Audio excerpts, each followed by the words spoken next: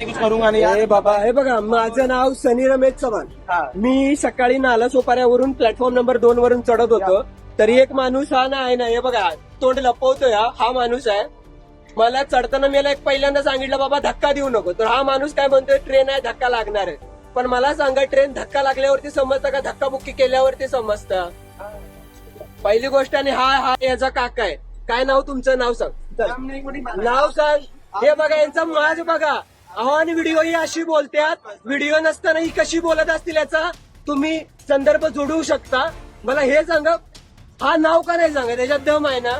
त्यानं मला पहिल्यांदा शिवी दिली, मग मी याला ढकललं. माझं काय चुकलं कमेंट मध्ये तुम्ही सांगा. मी तुम्हाला बाकीच्या जे सविस्तर माहिती आहे का नाही ते मी तुम्हाला कॅप्शन मध्ये सविस्तर लिहितो, समजलं? आणि याला एवढा व्हायरल करा का नाही. हा ब्रॉनन बॉटम म्हणतो मी ठाण्यात आहे. ठाण्यात तर ब्रॉनन बॉटम राहतोय, नालासोपारामध्ये चढतोय आणि म्हणतोय मला मराठी येत नाही. बोल मला मराठी येत नाही. हे बघ, मराठी येत नाही बोलतोय. का नाही येत तुला मराठी बाबा? मराठी का नाही येत याचं मला उत्तर दे.